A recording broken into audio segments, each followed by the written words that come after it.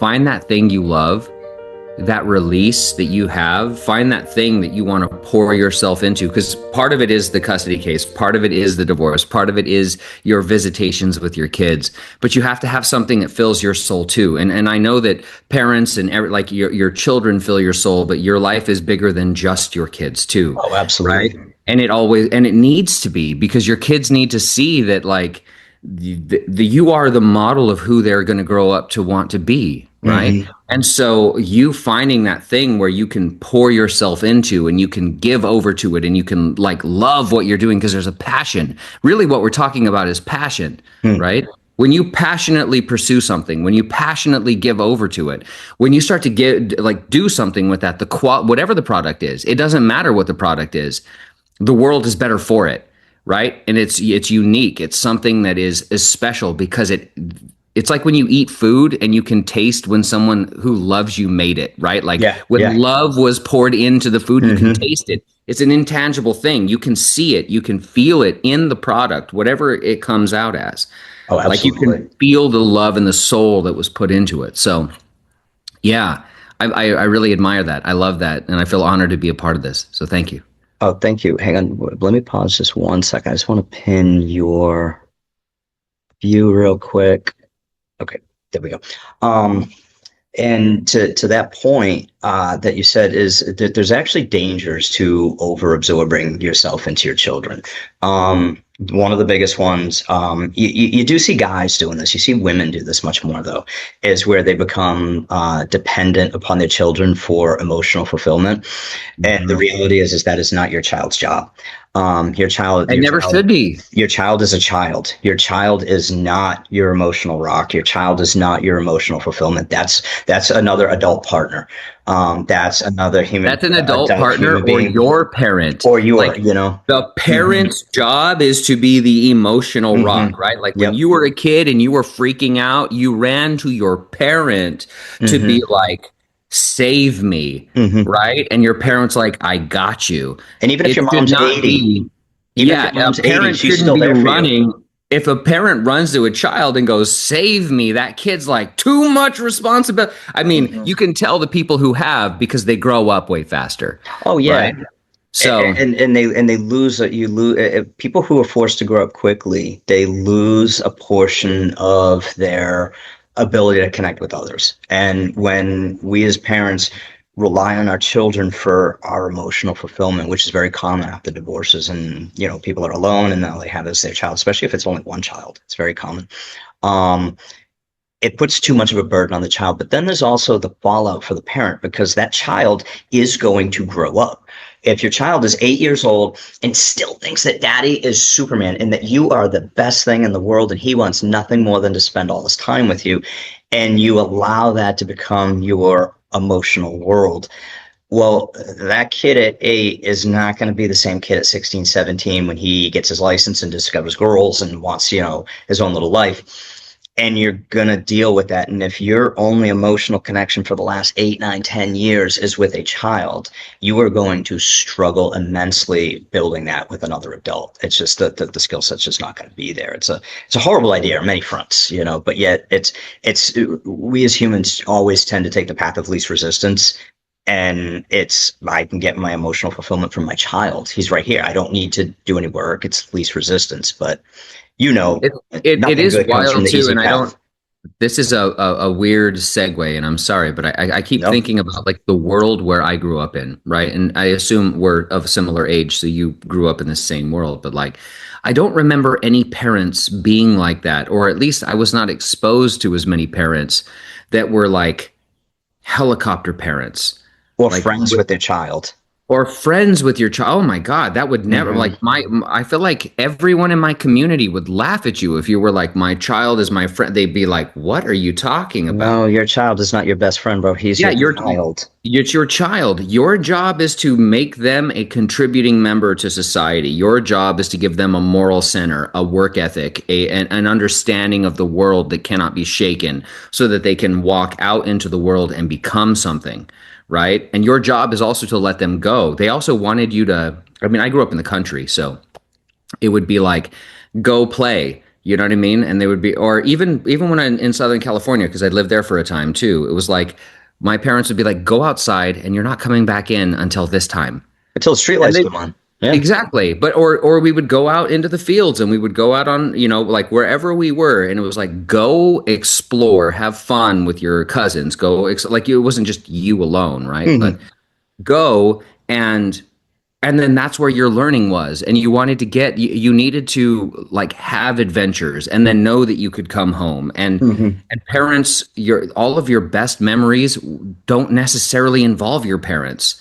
Hmm. You were with your parents, but you didn't tell them. You were like, "Oh, we'll never tell mom and dad." You know what I mean? Like those are Oh the yeah. memories, the formative things that you created. And then it was like, and I admit, like I was a helicopter parent, man. It was like you come in and you're like, "Wait, but."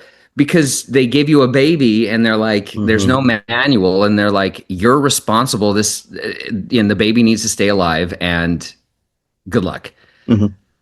And so you Well, it's panic, just and then you want to spend every moment, it's like you want to relive your childhood and be like, let me share this with you, let me share mhm. this with you, and it's overbearing. Well, I think what a big issue that we have too with because how old are you? I'm 50. I just turned 50. Are you about the i'm same? 42 i'm Okay, 42 so not too far off. But at Yeah, any rate, there's always been this concept of every generation wants their children to do better than they did. yeah, Every generation, and it's just a human nature. I want my kids' lives to be a little better than mine. I want them to be easier. Now, that shit was great in 1740 when life sucked. When life truly, at its core, sucked. Everything was hard. yeah, Getting drinkable water was hard. Getting food was hard. Everything was a challenge. Well, I think what happened is as time went on, especially throughout the 20th century, life progressively, decade by decade, markedly got easier and easier and easier.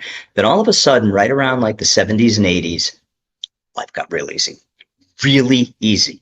And so now when like I had my son in 2013, we still have that drive. It's just biologically hardwired into us that I want my son to have more than I did and have better than I did, but yet I had a lot and it was pretty damn easy. So now when we perpetuate that onto our kids, it's through now getting excessively easy and excessively abundant and too much and too easy and too yeah. much problem solving. Like the concept of bullying is, and I know this is a very unpopular opinion that I have on this, is I'm not saying that a child being tormented is good, but just the simple removal of, because now like my son will come home and he'll be like, oh my God, this one kid was getting bullied at school.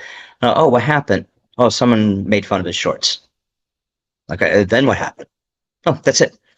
And so it's been whittled down so much. I remember when I was a kid back in the 80s, like the bully would beat the shit out of kids. Like it wasn't common for kids to go home with a black eye. You'd be I'm not sitting in class and somebody be whipping something whacking at you in your the back of the head, right? head, you know? Oh, but also like the teacher turned their back and they'd be at the other end of the Hmm. classroom, like throwing something Yep. at your head. And like, yeah, I mean, And I'm like, not saying that's okay. Don't get me wrong. I'm not saying that that's good. But you know what it did do? It taught us conflict resolution. It prepared me for when I went into the world. Like I'll never forget, one of my first real jump outs into the world was joining the army. I grew up in Boston, and one of my ways to get out of the city was to go in the army. And I can tell you right now, the promotion process. Were you ever in the military? I wasn't, my brother Yeah. is, It's but the promotion process in the army isn't meritorious based. It is based oh, on it's whoever. not. No, it's based on whoever's willing to stay. Wow. Because when it's your time is up and you're like, dude, I'm out, I'm done. My 4 years is over. I'm out of here. Well, we'll give you a sign-in bonus and we'll promote you. And then that's how they get you to stay, is by promoting. And so it's really what you end up with is a certain rank and above. It's not as competent as you would think, and it's mostly just the people who were dumb enough to stay. They had nothing else going on in the outside world, and they stayed. Oh, Um, wow. and so you deal with a lot of people above you that are basically assholes. You have dickhead bosses, and we were fully equipped to handle them. It's like it's like you dealt with the bullshit as a child, and now in those situations in the world when you have that jerk that's over you, you know how to deal with it. You know how to skirt around it. You have tougher skin. You can just say, "Okay, boss, whatever. Sure, Sarge, no problem. That's what you want. I'll do it."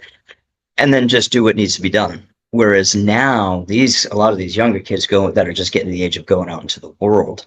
It's been so easy and so soft that they are going to struggle when they actually hit these moments, when they hit that jerk boss, that difficult customer, that problem in their business that they're starting. It's just they're going to have no idea what to Well, do. in resilience, I mean, we were talking about this a little bit earlier, not during the recording, but one of the things that sports teaches you that is really important too, right, is how to lose with dignity, Yes. how to take hits, right? And when somebody beats you, how to stand there with dignity and shake Hmm. their hand and say good game, Hmm. and then take that pain and turn it into working harder Hmm. and looking at your, like, okay, how do I get better? How do I get better? But also understanding that the game is you keep playing, Hmm. right? You get And up, and you that dust yourself off, you go back out. exactly. And so and even, I mean, it's not that like bullying is ever good, but bullying is part of the natural Part order of the of natural things in the order. world. Hmm. And so pretending like it doesn't exist is ridiculous, because if you do, and if you insulate somebody, then what you do is you rob them of that fortitude that they could get later, right? Because they have to get stronger, they have to be resilient, they have to be tough. You have to lose, you have to pour yourself into something and lose and get back up, and that is what makes you stronger. There's a saying, it's one of my favorites, is like, with in boxing, right? Mexican boxers get as much respect for the hits that they take as much as what they give, Hmm. right? Because what you're doing is you're showing, it's like the pride, it's the strength of your culture, that if you get hit, then you still stand up and you can keep going. Rocky, it's the Hmm. same thing with Rocky, Exactly. right? Rocky would keep getting hit and he keeps getting back up, and there's the inner spirit of all of us that when we watch it, we know that because we are the underdog. We've been the underdog. And so allowing that is really helpful. Yeah, I don't know. So, but yeah, you're right. Like all of this whole conversation was all about what we do for our kids, and how we, in overprotecting them or having them become the emotional stable for us, right? That what that does is it robs them of those moments, and then it complicates the relationship that you're supposed to have with your kids. Hmm. And I do feel, yeah, there's so much advice that I wish I could give the younger me, but also any dad who's just starting this, you know what I mean, or going through it, or I mean, that being said, too, pro pers know nothing, right? Like it's just a guy. I'm just a dude who's blindly Hmm. stumbled in the dark on this thing, and I think I've found some answers, but that doesn't mean that I have any answers. I just have, like, this is what I This is what worked for me. This is my journey, my path, this and is what worked for me, and this is what should work in the context. I've seen it work outside of my case, but my case is unique. Like yeah, yours is very. everyone who hears my case, they're like, how did that keep happening? How did, and but I think in a way the universe, God, like, had that happen so that I could understand the plight of anyone else that I'm going to help, Now, right? let me ask you something. Let's kind of go into your story now. Okay. And let's start first by let's go back in time a little bit. And I'm just curious Okay. about you. Yeah, of course. Were you married and Yes. divorced, and that's how you ended up with the Garcia show? Okay, so let's go Yeah. So back I to was let's. married. Yeah. Yeah. So Sorry. tell me just a little bit, not too long, just a little bit about your marriage, like when it started, when it ended, how many kids? Yeah, so we were married in 2009, and three kids, and we're married. We didn't file for divorce until after 10 years. And in California, that like complicates things a lot more too. Um, in the marriage, people grow and people evolve, and I mean, honestly, I can look back and see what I did and how I contributed to the problems. And I think that I started off as I was the youngest department chair in the country, right? So at 25 years old, I was the head of a college department. There were I was designing the curriculum for the theater. We had people underneath me. Everyone who worked within my program was twice my age at that time too, and had applied for my job. So it was much more difficult, right? Like to gain all of that. And I'm 25, so I have to prove myself to the world. Mhm. and so I was very driven, I was very focused, but I was very consumed. So my job became my priority, and then my marriage was second, right? And then when you have kids, then it was like you think you love your spouse, and then you have a kid and you're like, oh, well, I love this child more than unless you have somebody that's like your soulmate. And I mean, I'm lucky enough to have that now, and I Yeah. understand the difference. Hmm. But I didn't understand that then, because growing up, a lot of the marriages that I Well, saw, how old were you when you got married? I was 25. Yeah, I got married that's the young. day I taught my first class. Hmm. I literally we went to the Justice of the Peace. I got married. I drove an hour and I walked into my first class and I started teaching. So So now, once yeah. your divorce started and it began to unfold in front of you, during that period, what would you describe as the darkest moments of the divorce process itself? Oh man. Okay. Well, the darkest moments, I can walk you through the darkest moments of it. I feel like the whole thing was this darkness, Mm. right? So, I my first filing, I went in and I was trying to be amicable. And and what they don't tell you in divorce, right? I think this might be helpful for everyone too, like my understanding of it. And you tell me if you agree, right? But when two people are going to get divorced, they go to get divorced and there's resentment or there's anger, right? Usually one party is more angry than the other. The Hmm. person who's getting a divorce or who asked for the divorce is usually a little more like further down the process of healing, They've already right? Like checked out. they've like they did the work, or not did the work, but like they've come to the realization, they went through the scenarios and they're like, this is the path, because it's a big path. Mm. What you're doing is you are dissolving the future of that corp. I guess the way the state handles it is it's a corporation, right? It's a business entity that now has to be dissolved. Hmm. But then there's the emotional component. So you have two people who are mad at each other, but they can't. They're also in a world where they have to have other people talk for them. So And they they're on hire an different attorney. timelines, and they're not on the same timeline. Because Absolutely, typically the one who asks for the divorce, let's say you and I are married, and I yeah. ask for a divorce today. And this is all news to you. You may know about the problems, but it's all news to you that I want to leave. For you, it just happened now. But for me, I've probably been brewing this for 3 months, 6 months, a year. So my level of already gone from the marriage is going to be significantly beyond where yours is. I will say too, though, I don't think that there's any human being that would be like it's a total surprise, Oh yeah, because they may in say a that, but relationship, you yeah, know, they always say like I was blindsided or I was, but it's not. And like, you're living because under a rock. yeah, you know when the relationship is in trouble, you know when those things are, you know when there's distance, you know that, and you've had those talks, you've had those discussions, you've had those painful times.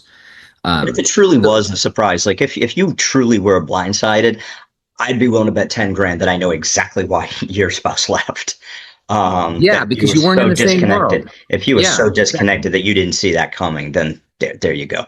But anyway, Yeah. so yeah, so back to what would your darkest part be? Oh, the dark. So, okay, sorry. I was just going to walk everyone through the process of divorce Mhm. that I wish that people would know. If you would Oh, indulge we'll me get for a there. We'll second. get there. Oh, okay. All right. So just go to the darkest moments, you're saying. Yeah. Hmm. Okay. All right. Darkest moments. I think there are several, but one of them was when the first silver bullet like accusations came, right? Because one of the things that you don't necessarily understand, what somebody that you've been married to also knows you incredibly well, but also understands, but they're also afraid, right? Like they're afraid that they're going to be losing their livelihood, their all of these things. And then the children become more than just children, they also become currency to somebody who, if they don't have a job, right?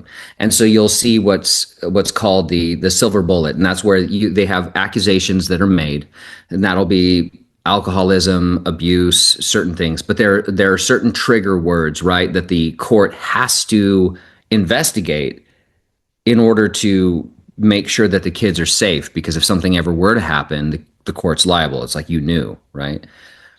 So knowing that I wasn't going to be able to see my kids unless there were people there, right? That So first moment. did you have those accusations, those kind of Oh accusations yeah, made against you? I had to have I had to breathe into a breathalyzer for 6 months every day.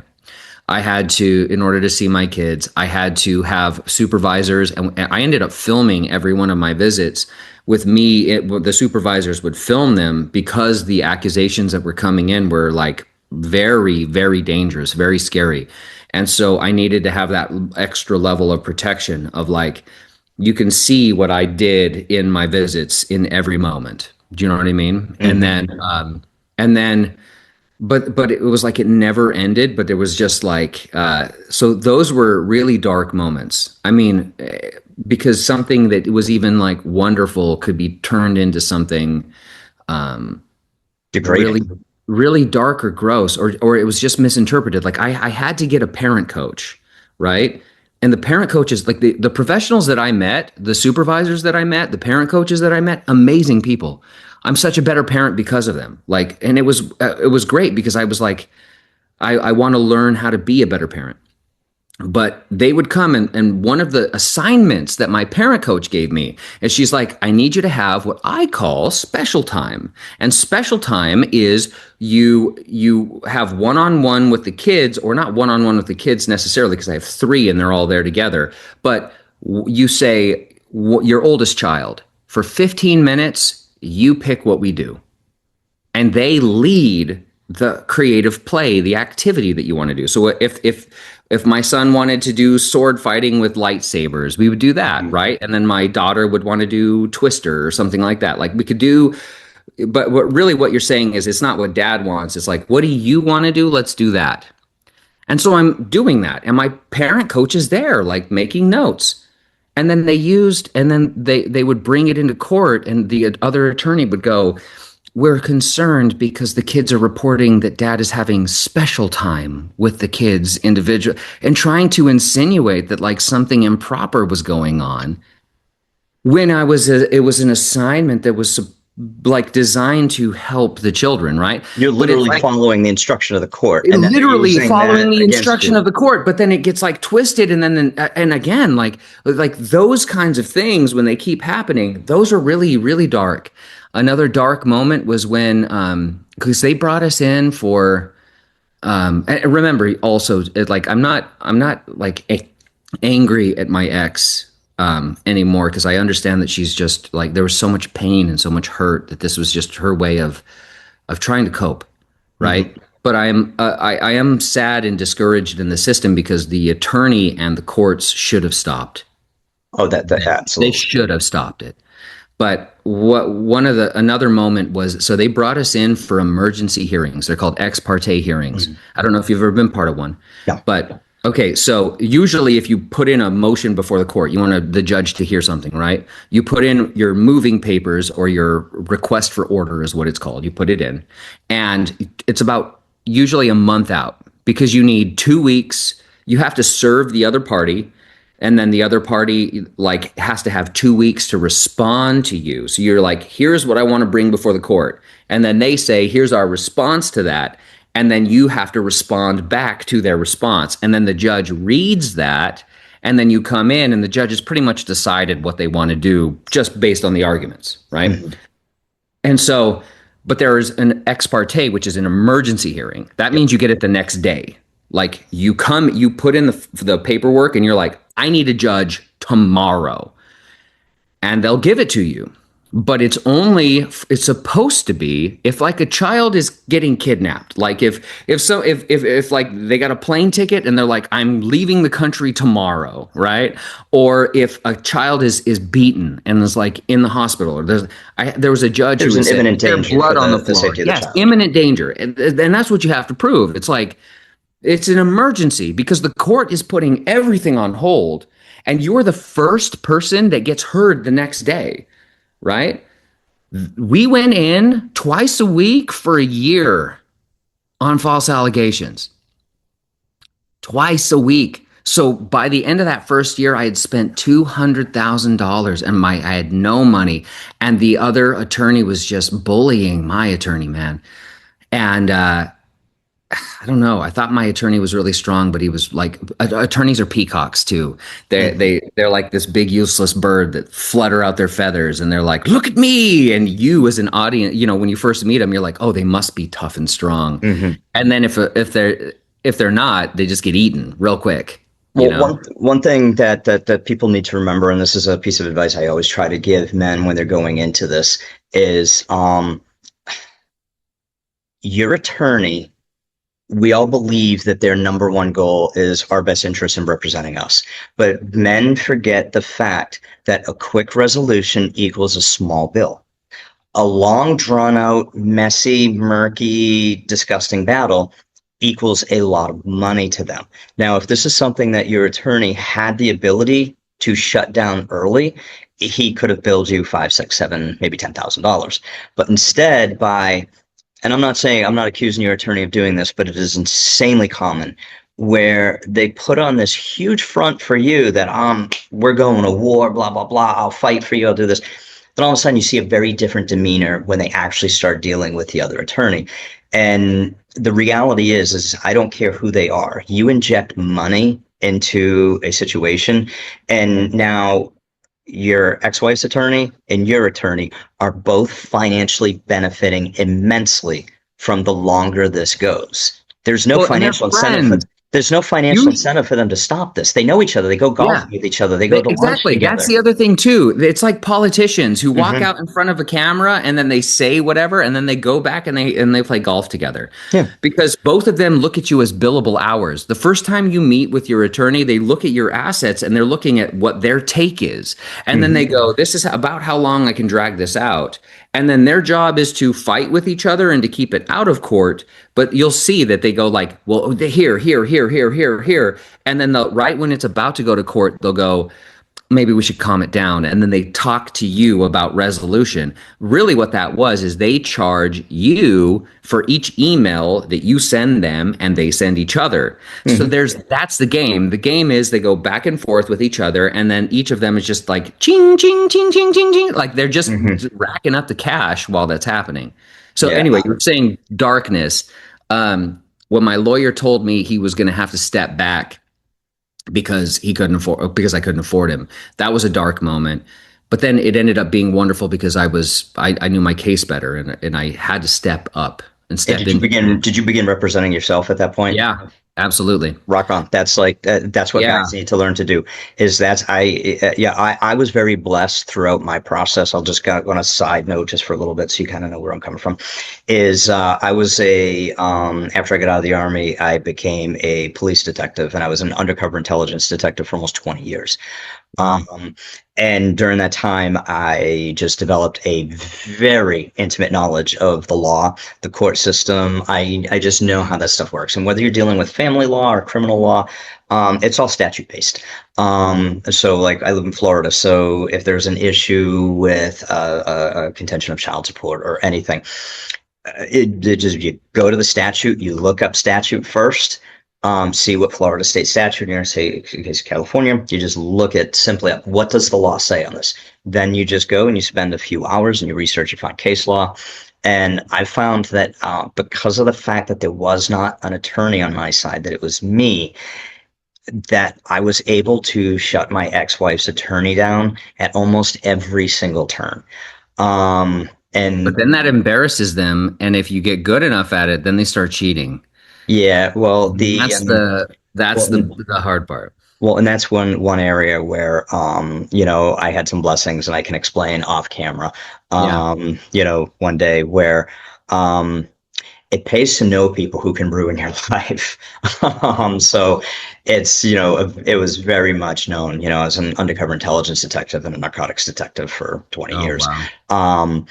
So it's like, yes, you as the attorney, you can make my life difficult, but you haven't been arrested for possession of crack cocaine? No, that can change. Because Wow. I know people who will absolutely say you did. So I was able to have a feed, the tilt the feed in my favor, at least enough that we were on an equal ground. Yeah. But by not engaging in the game, what I found was, because again, my ex-wife's attorney, it's just money. That's all they care about. Well, they knew that if there wasn't going to be the back and forth game, my answer every time was, well, just take me to court. I'm not going to do this back and forth. I'm not going to play this game. We all know the process. You can file a motion for clarification. You can file a motion for, whatever it is you want. Say I violated the parenting plan, motion for contempt, whatever. Just go to court. We'll talk to a judge. I'm good with that. Yeah. And attorneys don't like going to court. It's billable, but it's wasted time. They would much Well, rather but it me go. embarrasses them because it shows that because the judge is like, why can't you control the situation? Your Mhm, job is to keep it out of my hands. I'm only mhm, here to like stamp and sign off and ratify decisions, right? mhm. Why can't Yeah. you? And especially so, like, and my thing was, I learned very on is not to take too much of a beating from them. Don't acquiesce every single request because it doesn't take long before kindness gets replaced with expectation. But on the Yeah. flip side, always meet in the middle. If you are asking me for A, B, C, and D, it's so much easier to pick which one in there I do not want to give. I do not want to give D. So you know what I'll do? I will absolutely give you A and B. And then I'll compromise on C, but I'm sorry, I just can't do D. Because I know as well as you know, as well as they know, that if that gets before a judge is going to look, most judges, there are the occasional You hope. instances that are horrible, but most judges are going to say, this guy is trying to work with you.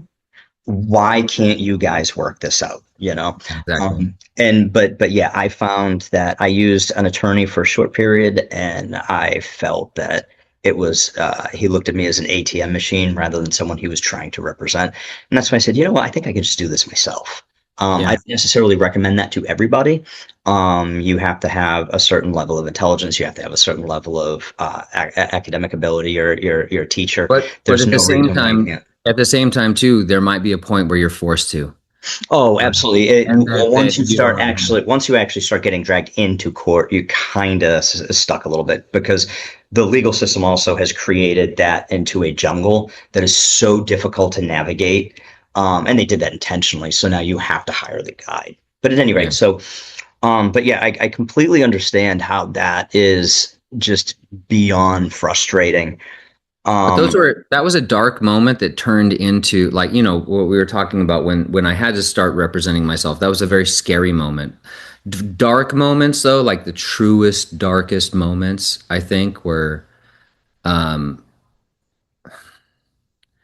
watching my children be manipulated and like the alienation was happening that was very, very, very difficult to see because you could see it working on them. You could see them constantly like under attack.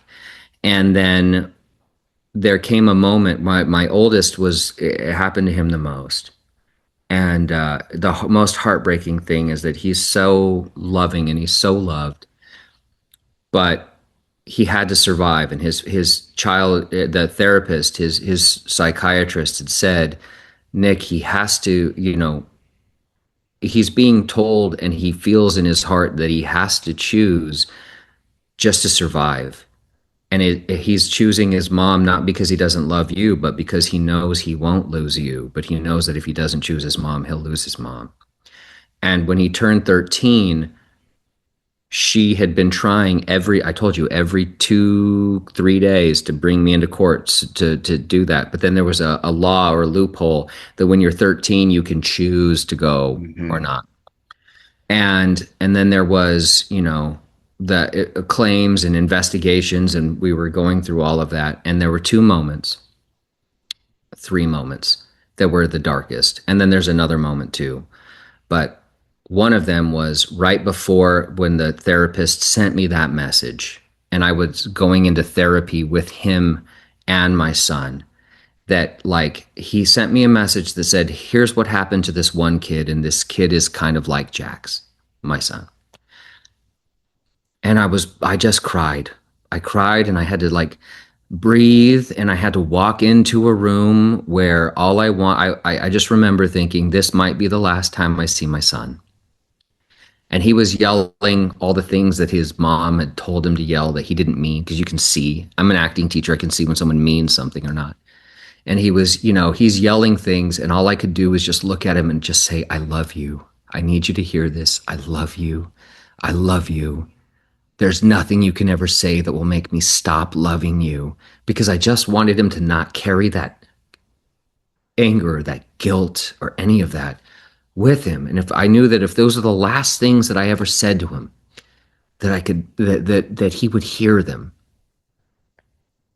Another dark moment was like 2 months later when there was a judge who, and Can I pause because you for I just 1 second? I just yeah, want to ask you a question about that. yeah, I don't mean this in a negative way, but just as a human being, were you ever tempted to walk away? But when you no, saw your children going through that, were you ever tempted to surrender? no, no, because I grew up and I had an amazing stepdad and an amazing dad, and I loved my kids.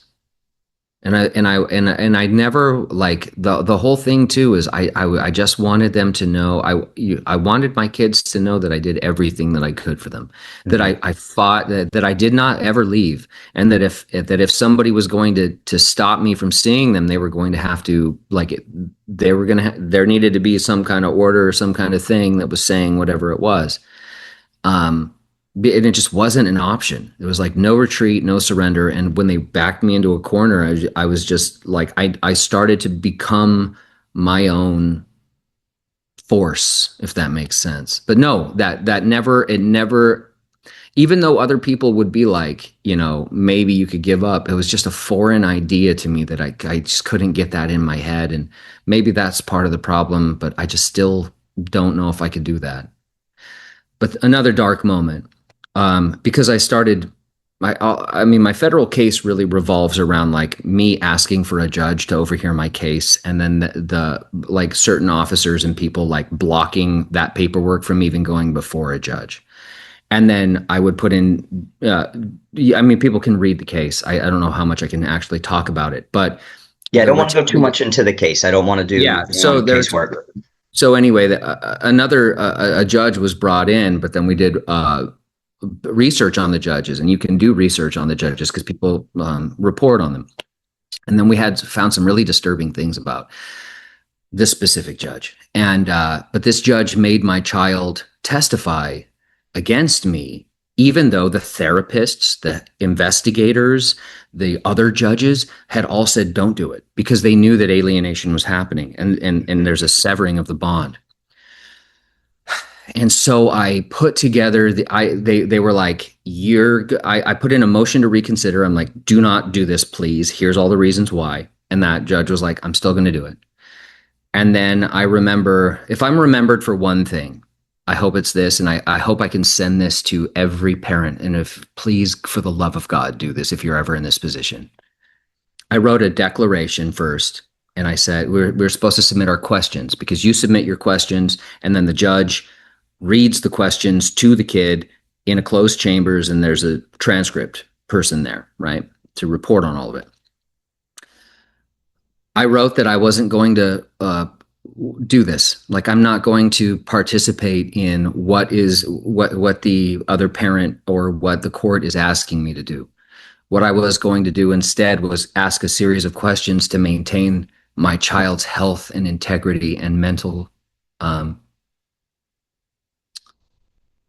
their mental strength and emotional strength. So my first question was, do you know that there's nothing that you can ever say or do that would make me stop loving you? Another one was, and then I had an answer for each. One of them was, do you know what my happy thought was? It was you. And it was like, do you know that you can always find me and I will always be here for you no matter what? And then the judge blocked those questions and let all of the opposing parties' questions come in that were all antagonistic. And that was like literally this King Solomon in the Bible thing. Do you know what I mean? Where they have the Hmm. baby, and then they were like, well, cut the baby in half. And then one parent's like, just let it be. But it was the opposite. It was like the opposite that happened in the court. And and then as I'm walking by to see my son, and I'm not allowed to talk to him, I had to walk up to his grandfather and I said, "Please tell my son I love him." And that was the last time I saw or heard from my son, because then that judge was like, we're just going to take a break. And then they knew that the other parent wasn't going to let me see or talk to them. And that was a sad, heartbreaking moment. And another one was when the other attorney, they had put in my they had tried to claim that I wasn't paying my child support when I had paid all of it. I had paid up to everything and more. But what they did is they because they were upset with all of the things that were happening, they were working. This is all part of the lawsuit too, and everything. But what they did is they took my W-2s and then they took the taxable and there's the non-taxable on your W-2s, right? So Hmm. one of them is what you pay your insurance, like the insurance premiums. It's like all of that money that you never even see, and then there's the money that you actually take home. Yep. All of my money was calculated, and then they went and tried to do the other one and have me pay extra as a bonus on top of what I had already been paying for all of the medical benefits and taxes and everything that were already there. And they charged me, and then they served me like they there was a lot of stuff they would give me my documents one day before court when legally I'm supposed to get them 2 weeks before to respond. And because they were upset with me, they, again, allegedly, they let it all go through, and then they were like, "You're going to have to pay like $6,000 or $7,000 of money I didn't have," and it was at Christmas. And I remember sitting there thinking, I'm going to lose my home, I'm going to lose my kids. I don't know if my spouse can even, or I was worried that I didn't know if my spouse could handle that kind of stress. And it was like the whole world crumbled down, and the bailiff even walked next to me as I was walking out of court, and he whispered, "I'm so sorry, man." Like even he knew it was messed up. Hmm. And I remember coming home and feeling the most broken. And then that was the moment where my wife sat down, and I remember telling her, and I was just a broken shell. And I remember she looked at me and she was like, "Nick, get up. There's nothing that anyone can do that can stop us. Like you are you're this amazing man I married. I'm going to love you and stand by you. Get up." And she was like, "They have managers. They have people that they answer to." And then when that happened, that's when the writ started. That's when the CJP thing started. That's when, and because it was like, I mean, they took me to my lowest. That was what, those are those moments too, where I understood, like going through all of this, right? I understand the dads who sit in their car and feel like they want to die because I mean, the whole court is designed to isolate you so you don't feel like there's anyone that can help you. Take away your community, take away your money, take away your kids, take away your hope. And it's there's no and it's not just dads, right? It's moms too. It's whoever the custodial parent is. Like, because this thing affects both sides. It really Oh, does. sure. And but you see why parents take their own lives a lot. And I that's when I realized too. I was there. There was a moment in court where I had put in all of these, complaints, and I had put in my objection saying this person shouldn't be in my case. I need a judge, and the court itself ignored it. And the court came in, right, and then there's this person here. And then they knew they were trying to stack the deck because there was a transcript person there that had never been there before. They had like 13 employees in the jury box. The whole play, there was like they had a bailiff who was like amped up, ready to go. It's like very unusual, right, for this court and for all of the 5 years that I've been representing myself. And I remember sitting there, and I remember seeing, and they did this thing where they go, "Mr. Garcia, we'll give you what you want, and we'll give you this thing we're supposed to give you. We'll act like we're normal. We're going to give you what we're supposed to give you, but you have to agree that I get to oversee your case. like a vampire at the door, right? Hmm. Like once you let him in, it's over, That's right? it. And I remember sitting there and the whole world slowed down. And I realized in that moment, I was like, you're going to try to take my kids whether I do what you say or not. But then I looked around the room and I saw that they were afraid. They were afraid because they knew that they had messed up. They Hmm. knew what they had been doing. And then I realized too, this is what they were doing to everyone else. And I realized in that moment that I was like, okay, then if you're saying that I can't save my kids no matter what, I'll make sure I try to work to save everyone else's kids because Hmm. I can make sure that you don't get to do this again, right? And then that's and then and then shortly after, I mean, I had put stuff to the Supreme Court of California and then I filed my federal case, and the federal case affects everybody. Hmm. But in terms of dark moments, man, I've had some real dark moments, but the moments where I knew that I was gonna I may not be able to see my son, but loving him, and Hmm. then realizing that like I had to come to that conclusion too that when your kid turns 18, you're going to have to let them go anyway, Hmm. and you want them to go, and so but and wishing them love and wishing them the best and just praying that like I just don't want him to walk through life with any guilt or any hurt or shame or anger because it's not his fault, you know. And One thing I do want to mention, and I know that when I say this, I'm not really talking to you. It's just more to the benefit of anyone listening to this. yeah. Is and I'm sure you know all about this. You mentioned something that you said that the whole system was designed to isolate you. Like that you just knew that at every turn the ultimate goal was to take your children from you. Um, there is within the court system, and a lot of men have no knowledge of this. I would guarantee you, if you went out on the street and talked to 100 Americans, 99 of them would not know this, and more than likely even 100% won't know this. Is there's a section within Social Security. Why Social Security and the U.S. Treasury is involved in this, I don't know. But they pay each county, the court system, they pay them a percentage of total child support that is collected. So let's just say, for instance, like I live in Manatee County, Florida, and let's just say of all the cases, of all the court orders, it doesn't matter whether the court is handling the exchange of funds. Like I pay child support to my ex-wife, but I just pay it directly to her. That is still calculating that total. And let's just say the total award of child support in Manatee County Court is, $3 million a month. I have no idea what the actual number is.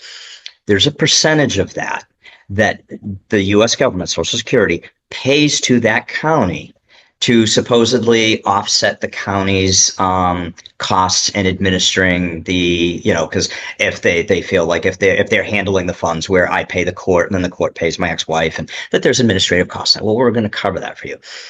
The amount that the counties make off of this is very large.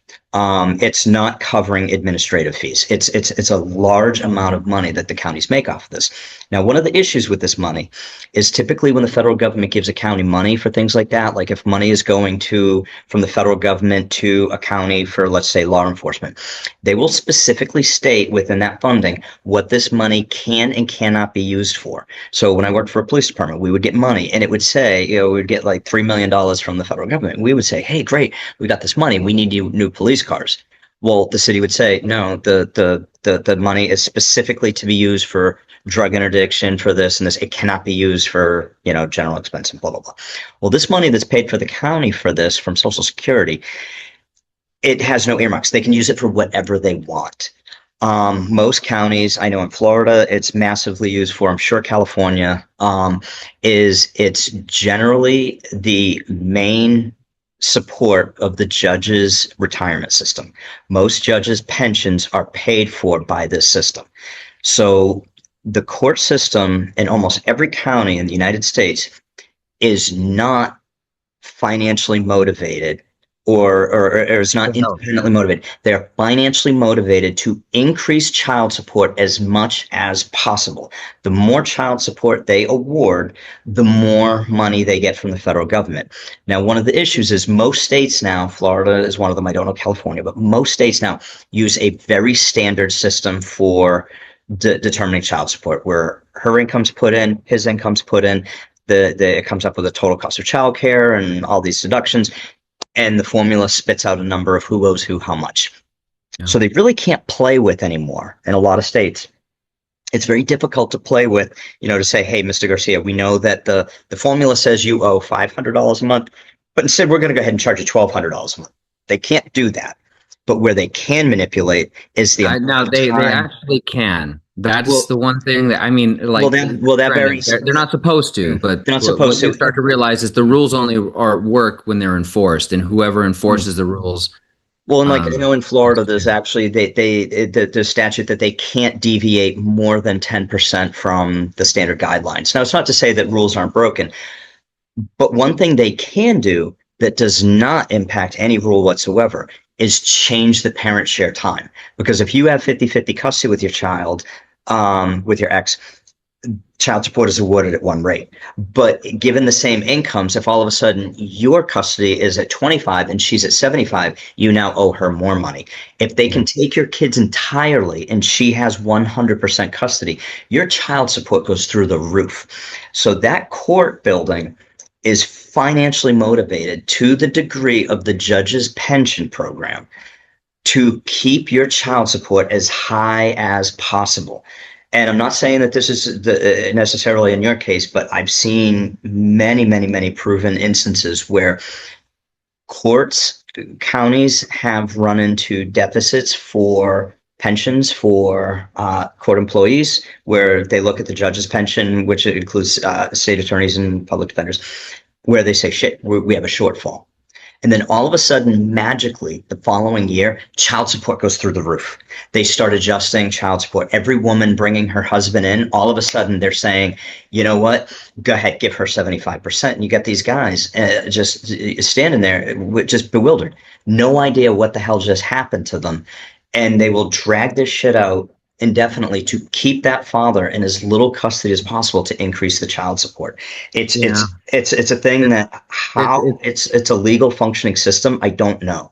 well, the It's saddest part, so that is the. I mean, while I one thing that I will say is that at least in the my case, right, and and in the cases that I have seen, I there have been some amazing judges, Mhm. and I think that judges are also held to a bit of a higher standard too, because they if you appeal, right, then it looks bad on them because they have a like Mhm. judges get report cards because they Oh, and want if to they move lose that up. appeal, it looks bad.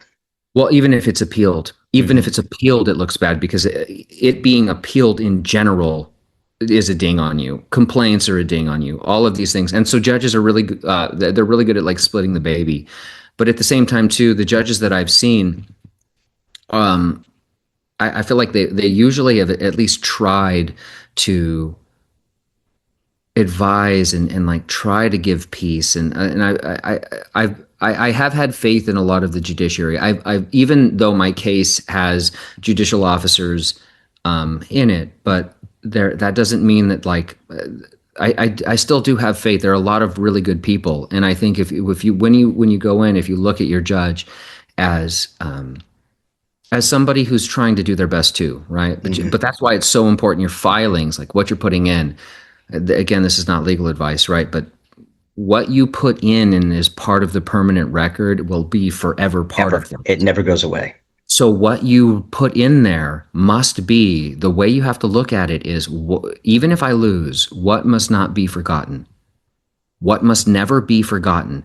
Because then you type out and make your argument, speak to the judge, but also speak to your children, speak to your grandkids, speak to the world who will be reading your document. Write it, attach every and all evidence that will support it. What must not be forgotten? Does that make sense? Oh, You put absolutely. that in.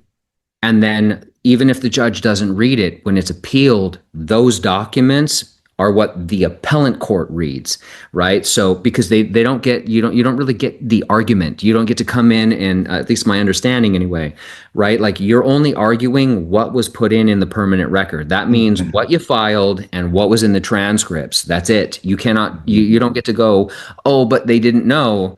So it's very, very important that whatever you think needs to be in there always needs to go in.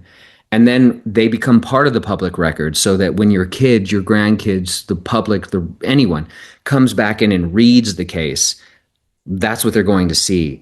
Mhm. But you're right. I mean, the sad part is everything is a business.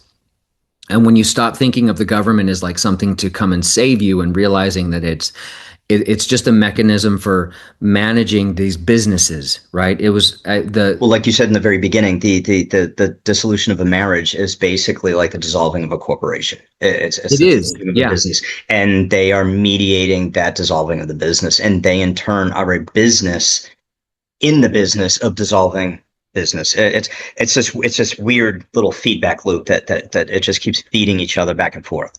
Yeah, because there are two separate things that are happening in a divorce, right? There's the connection that you have with like your ex, your children, and with God. That what we actually think of as marriage, right? Is the covenant that was made essentially. Mhm. But the government has no say in that. They don't get to, there's nothing they can enforce there. What they can enforce is the assets. So they look at you as a corporation. They look at you, and this is only my understanding. Remember, I'm a pro per. I don't know anything. This is just my understanding.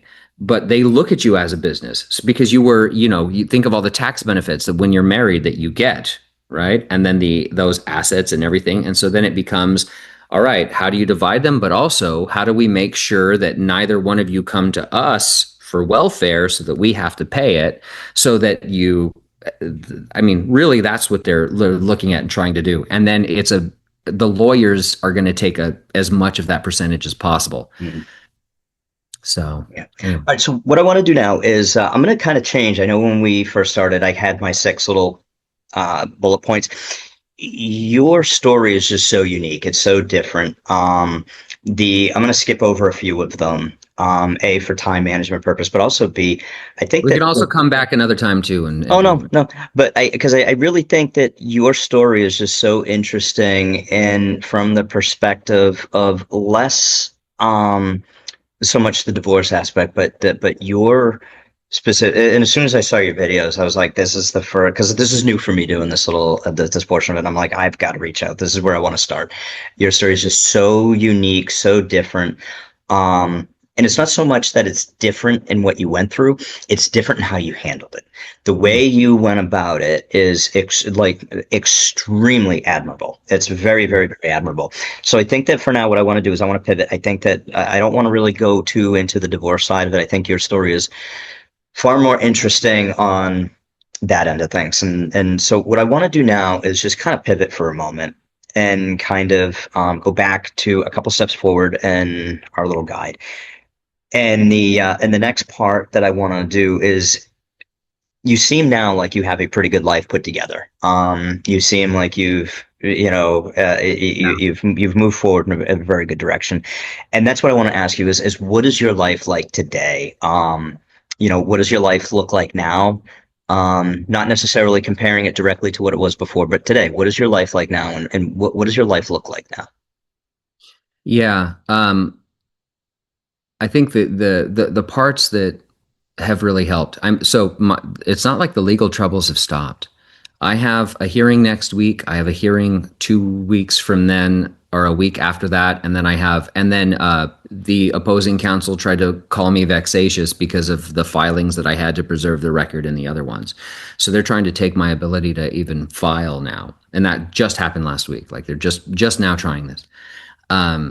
But they think the so it's So even you're though still you're still in the middle of this, like you're I'm still in the still in the middle of the middle, man. fire. Yeah, but the difference is my perspective and who I am and what I understand of all of this. I think I'm most proud of who I didn't become during this, and really what changed everything Can you expound on that a was little bit for me? Yeah. Well, if You you said see you're proud of what you didn't become. of who I didn't become. Yeah, Yeah. because when you look at this process, it makes people bitter. It makes people angry. It makes people want to shut down, hit up, but like take away like that they get destructive habits. Then or they'll also just focus solely on the fight itself, and then their life becomes consumed with the fight. And then when you start to realize one of the things that started to happen is I started to realize in soul searching, right? Therapy is important.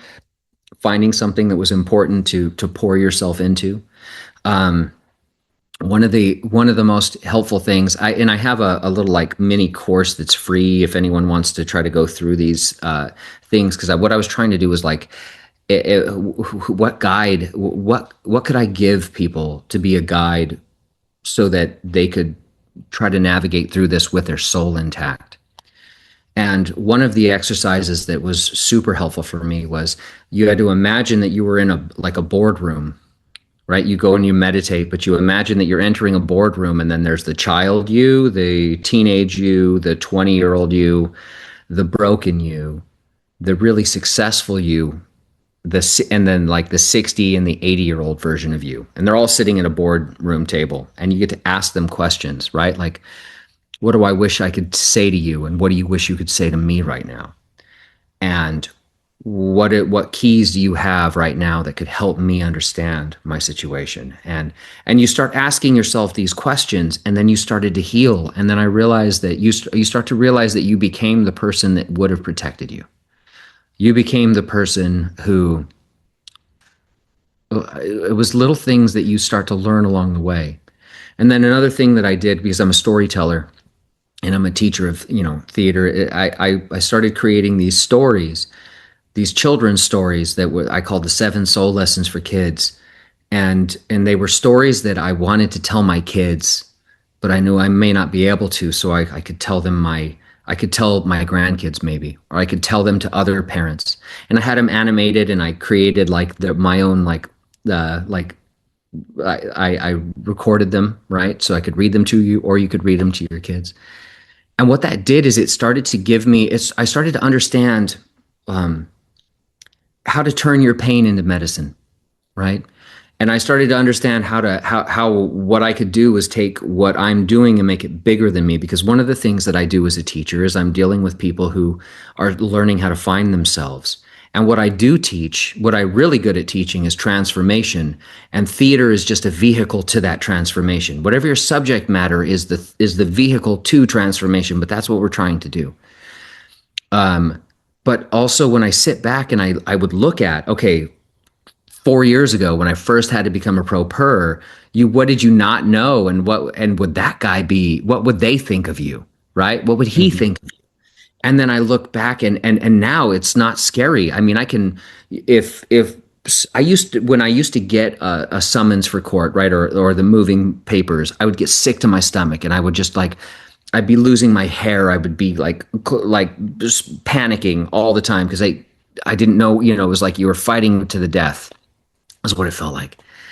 And then once you start to realize how powerful you are. I read the papers, and then I was like, I studied them, and I realized these are just argumentative essays it's a research paper that you did in college. And then when you realize that, it just has a different form in front of it. And when you understand that, then you go, oh, you're not smarter than me. You're not smarter than me, and you're not a better speaker than me. And you don't know this case better than me because you have 40 cases and I got one.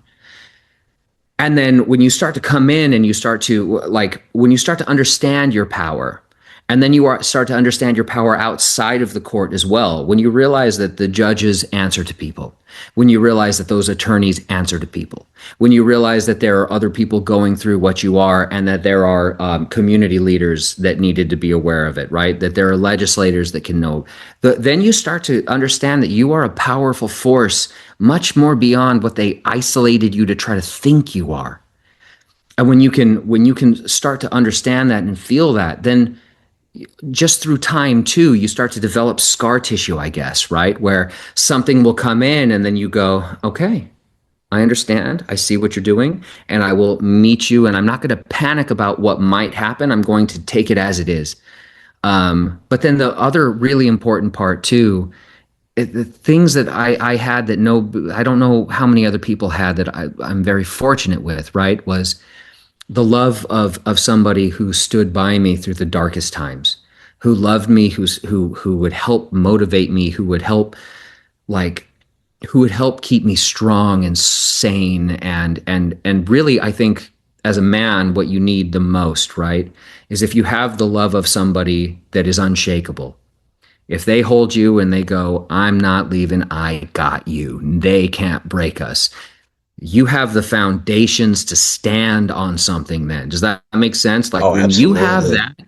that, like nothing in the world can stop you because you're like, and that's why I said when I didn't understand that with my first marriage, it was like it was about me improving myself to the world, and I was also young and stupid, and so I didn't value that relationship. But also, but now I have a love and a relationship where I understand, like my spouse, that's who you're choosing to spend the rest of your life with until you die, right? You're like, I want to spend every day with you, and I love spending every day with you. Your kids, you don't want to spend every day with them. That would when they turn 18, you're like, go get, Fly, do not live fly, in my little house. birdie. Yes, Fly, go little live your bird. life, go have fun. And so you Hmm. want that to happen. But that, right? I was lucky enough to have a job where I had I've been awarded by Congress twice. I've been the U.S. Congress. I've been rewarded by, or sorry, the recognized by the state assembly, by the state senate, by the JFK, the John F. Kennedy Center. So there are lots of things that like I had achieved, right? And then you get them, and then you go, it's just a piece of paper, man. Hmm. Like The only way that'll ever hurt you is if they roll it up and poke you in the eye with it. exactly, but You also know, it doesn't you just that got to those push through. things those things while they sound great, right? While you get to go, haha, this is what I did, you know who you are. You Hmm. know if you're a good dad, you know if you're a good teacher, you know if you're a good person, you know if you do the right thing, you know if you're like your internal you knows that. You don't have to have an award, right? And it's that when I think of the greatest men that I've ever known, they didn't have to have awards. They just were. Hmm. Right? The greatest women that I've ever met. They just were, right? And you can feel it. You can sense that authenticity in somebody. And so when you just knowing that, then I want everyone to know that like you don't need an award, you don't need a number. You are enough being who you are. And so I also started to realize one thing that was big is when I asked my kids what their favorite movies were. And you'll see when you go into child psychologist office, they have like shelves and they'll have like characters on the walls and stuff, and they have that so that like when kids walk over and they grab one, they see that's who you identify with, that's who you see yourself as in this world. It also tells us what the conflict in your world and your life is. And so when I started asking my kids what their favorite movies were, then I started to feel really confident, and I realized that like they couldn't touch, no matter what the court ever did, they couldn't touch the love I had already planted in my kids. Hmm. Right. And so when I realized I was, if my youngest daughter wants to be Moana, right, then I realized that she wants an adventure. And that means that in her life she's feeling more constricted, but she wants that life. She wants that adventure. Right. And then you see who you are in that world, right? Hmm. And maybe I'm the combination of Maui and the dad, right? Like, and so you start to see that, and then you go, that's how you see me. I see. Okay, cool. Hmm. And my other daughter, like they love the Prince of Egypt. They also love Hook. And when I started watching that movie Hook, oh man, dude, rewatch that movie. And you are going to go, if you've been through a custody battle or you've been through a divorce and you see yourself as, I used to think of myself as like Captain Hook because he was a theater, he's like overdone, Hmm. but you see yourself as Peter, and you see your kids being kidnapped by the court system, which are the pirates. And you have to discover who the you is. And that little kid who pushes his face and goes, there you are, Peter. And then his happy thought is being a dad. And then that gives him the strength to like go and fight for his kids. And he's like gathering all the lost boys, and they're all like when you look at that from a dad's perspective now, and you look at, like, you're going to be sobbing, dude. You're going to be like, Mhm. this is my favorite movie of all time. And then my kids love it, right? And my kids see that. And then when you start to realize, like, the way their favorite stories show you how they feel about the world, how they see the world, how they interpret it. That was when I realized I'll be okay, because I had to stop thinking of myself as a lifeboat for my children, trying to save them all the time, and start thinking of myself as a lighthouse that I will become, so that even if they are lost, they can come home and find me. And then that reinforced my relationship with God.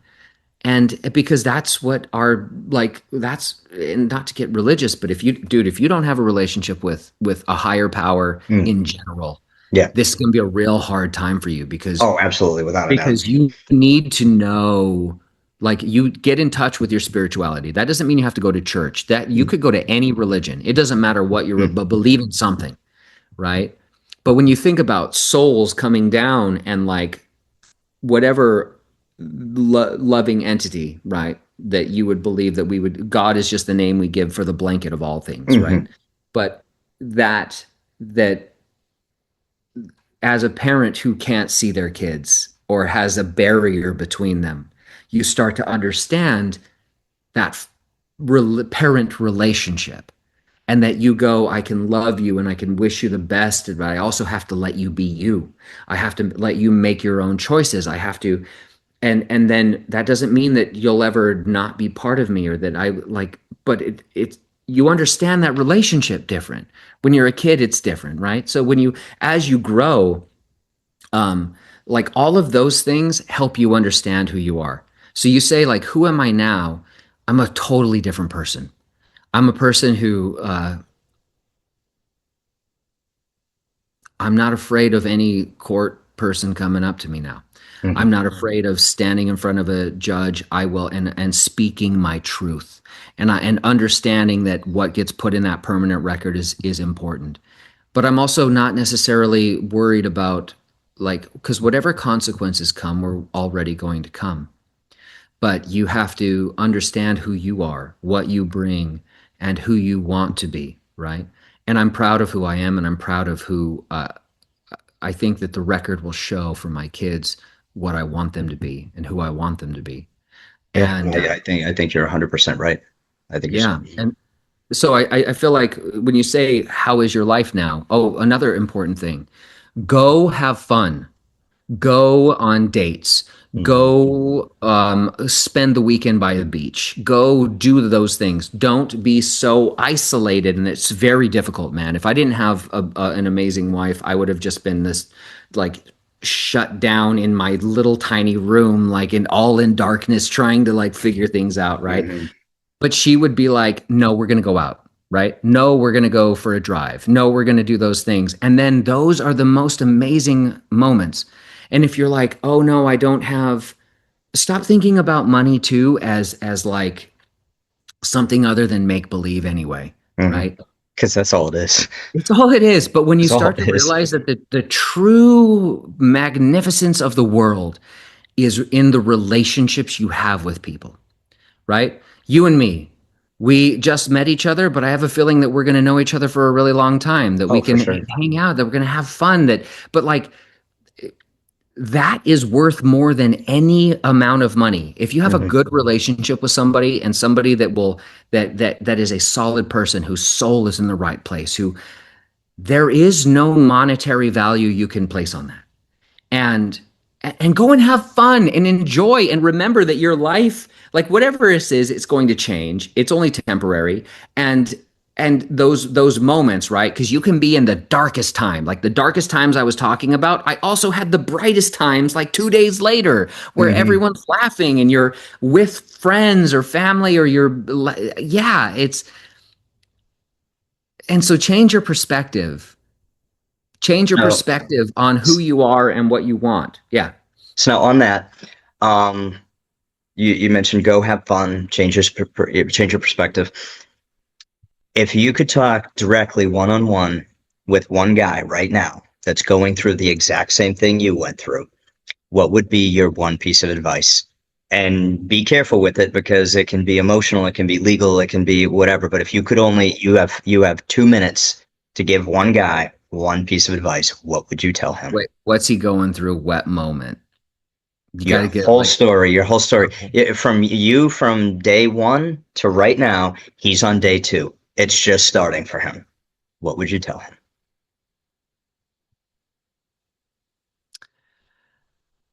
even if your children see you for 5 minutes once a month, that's enough because they know and they need to know that you love them and they need to know that they're worth fighting for. Know that when they're with you, though, just try to be the peace. Try to remember when you would go into the arms of someone who would protect you and they would hold you and you felt like you were safe and protected and nothing else could hurt you. Be that. And your kids will never forget that, the way you made them feel. In terms of filing, don't be afraid.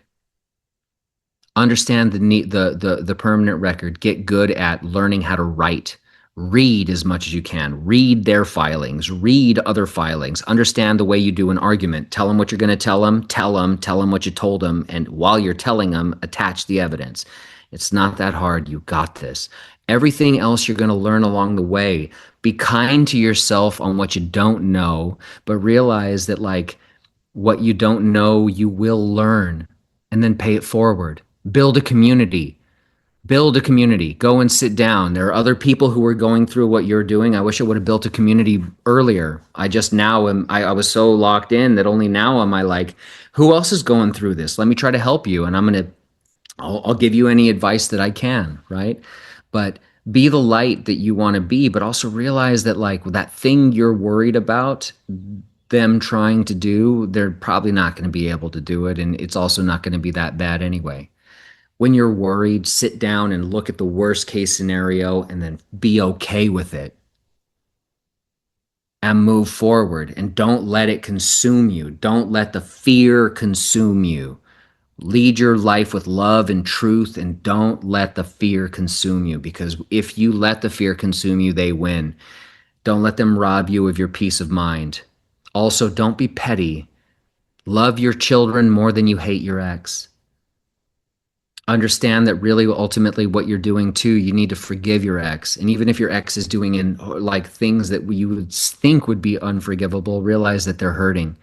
Realize that there was a person there. Don't talk trash about your ex all the time because what does that say about you? I mean, you chose them, right? And there was a time where you thought that they were wonderful. There was a time, and they have great qualities too. And because they're hurt, because they may feel broken, this whole world is about us being broken and trying to find our way to wholeness.